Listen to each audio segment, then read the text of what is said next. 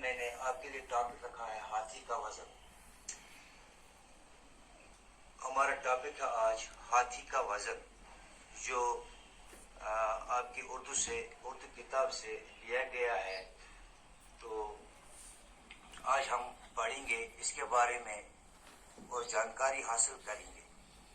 تو اس لیے مہربانی کر کے آپ تمام متوجہ ہو جائیں تاکہ ہم آج کا سبق پڑھ سکیں. تو ہمارا موضوع ہے آج کا ہاتھی کا وزن. تو بچوں آپ اپنی کتابیں کھولو، پیج نمبر 34 نکالو اور اس پہ دیا ہے ہمارا موضوع ہاتھی کا وزن. تو آپ میری طرف متوجہ ہو جائیں اور کتاب کی طرف دیکھیں. میں پڑھوں گا اور آپ خیال رکھیں. ایک دفعہ کا ذکر ہے کہ ایک بادشاہ سخت بیمار ہوا، یہاں تک کہ جینے کی آس باقی نہ رہی. اس نے یہ محنت مانی کہ اگر خدا نے اسے صحت عطا فرمائی تو وہ اس کے نام پر ہاتھی کے وزن کے برابر روپیہ تول کر بھوکے ننگے فقیروں میں بانٹ دے گا. خدا نے اس پر رحم فرمایا اور وہ چند ہی دنوں میں اچھا ہو گیا. لیکن اب وہ حیران تھا کہ ہاتھی کو کیوں کر تولے. اس کا وزن معلوم کیے بغیر وہ محنت پوری نہ کر سکتا تھا. دربار میں بہت سے عقل مند لوگ موجود تھے. انہوں نے بہت سوچا لیکن کوئی بات بن نہ پڑی. اس لیے پورے ملک میں اشتہار دیا گیا کہ جو شخص ہاتھی کے برابر روپیہ تول کر دکھائے گا ہم اسے انعام سے مالا مال کر دیں گے. انعام کے لالچ میں بہت سارے لوگوں نے اپنی عقل پر زور دیا. ہزاروں جتن کیے مگر کوئی صورت بن نہ پڑی. کچھ مہینے اسی طرح گزر گئے.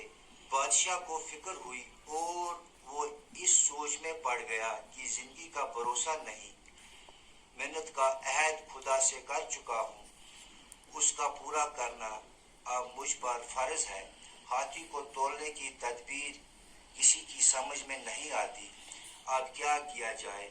ایک دن وہ اسی شش پنج میں تھا کہ ایک ملا خدمت میں حاضر ہوا اور عرض کی، جہاں پناہ مجھے تدبیر سوجی ہے. اگر حضور روپے اور ہاتھی میرے ساتھ کر دیں تو امید ہے کہ میں دریا جا کر ہاتھی کے برابر روپیہ تول کر حضور کو دکھا سکوں گا. جو پیارے بچوں توجہ فرمائیں. میں اب آپ کو جو ہم نے یہ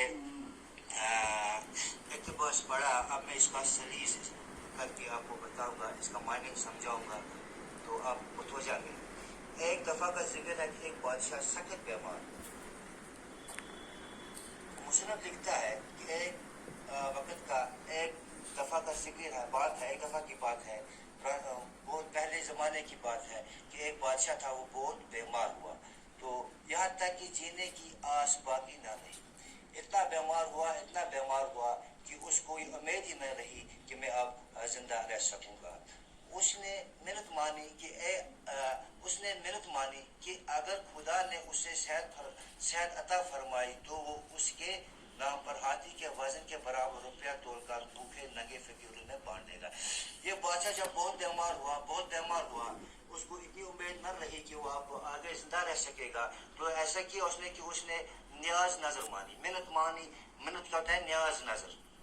اللہ کے نام پر غریبوں میں بانٹنا، فقیروں میں بانٹنا. تو اس نے بھی نیاز نظر مانی کہ میں اگر صحت یاب ہوا، اگر میری صحت ٹھیک ہوئی، اگر میں ٹھیک ہو گیا تو میں جو بھوکے ہیں، ننگے ہیں، فقیر ہیں، غریب ہیں، ان لوگوں میں اتنے روپے بانٹوں گا جتنا کہ ہاتھی کا وزن ہوتا ہے. یعنی کہ ہاتھی کے وزن کے برابر ہاتھی کو تولوں گا، ہاتھی کے وزن کے برابر کے روپے میں غریبوں میں، مسکینوں میں اور فقیروں میں بانٹ دوں گا.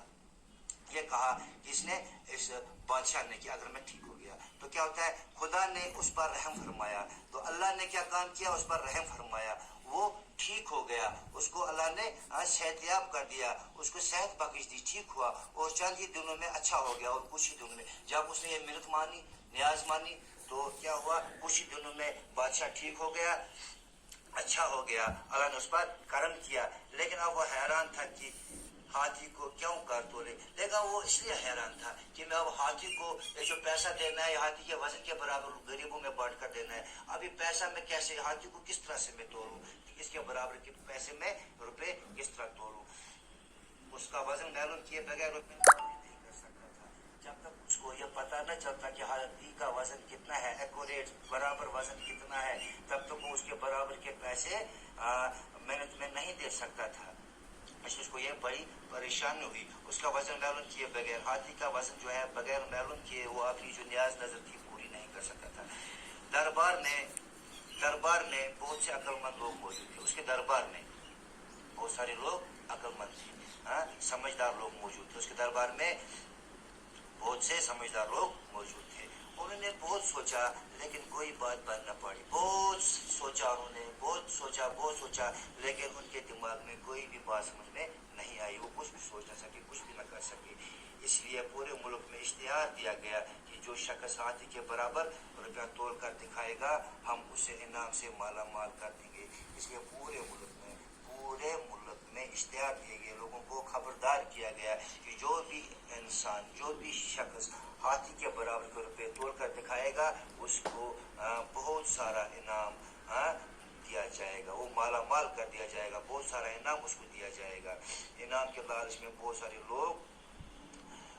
लोगों ने अपनी अकल पर जोर दिया। जब इनाम की बात आई तो तमाम लोगों ने, बहुत सारे लोगों ने अपने अकल पर जोर दिया, सोचना शुरू कर दिया, इसके बारे में सोचना शुरू कर दिया। हजारों चितन किए मगर कोई सूरत बन न पड़ी। बहुत सारी कोशिशें की लेकिन कोई भी सूरत बन न पड़ी, कोई भी हाल निकल न सका उनसे, उन्होंने बहुत सारी कोशिश की, कोई हाल निकाल न सके।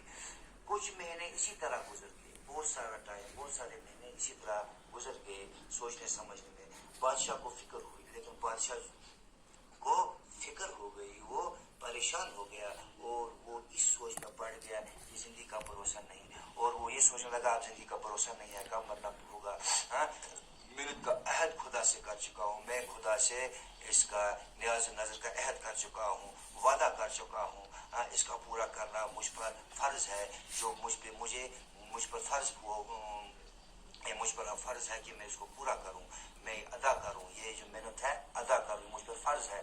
हाथी को तोड़ने की तदबीर किसी की समझ में नहीं आती, किसी को समझ नहीं आता है कि हाथी को हम कैसे तोड़ें, कोई ये सोच नहीं सकता है, कोई इसका हल निकाल ही नहीं सकता है। अब क्या किया जाए, अब क्या होगा। एक दिन वो इसी शशपंज में था कि एक मुल्ला खिदमत में हाजिर हुआ। एक दिन इसी परेशानी में सोच रहा था कि क्या हुआ। एक मुल्ला नाव चलाने वाला आया और इसी खिदमत में हाजिर हुआ, पेश हुआ। जाए पना कहने लगा मुझे तदबीर सोची है, जाए पना बादशाह सलामत, मैंने इसके लिए एक तदबीर, एक चाल, एक तरीका सोचा है। अगर हुजूर रुपये और हाथी मेरे साथ कर दे तो उम्मीद है कि मैं दरिया जाकर हाथी के बराबर रुपया तोड़कर हुजूर को दिखा सकूंगा।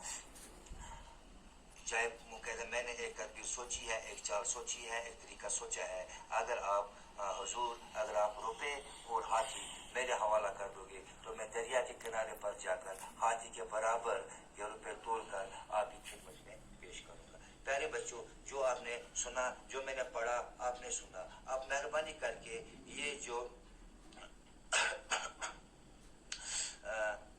टॉपिक हमने पढ़ा इसको आप बगौर नजर दें और इसको भी आप पढ़ें।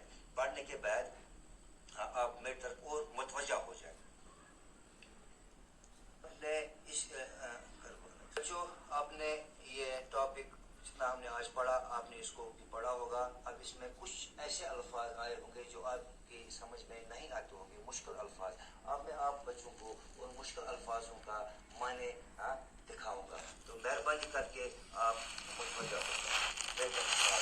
जैसा आपने पढ़ा इसमें जीना, जिंदा रहना, आस, उम्मीद, ये वो अल्फाज हैं, वो लफ्ज हैं जो मुश्किल हैं, जो इसमें इस हमारे टॉपिक में मुश्किल अल्फाज आए उनका मैं आपको मायने लिख कर रखा हूँ कि आप इनको याद करेंगे।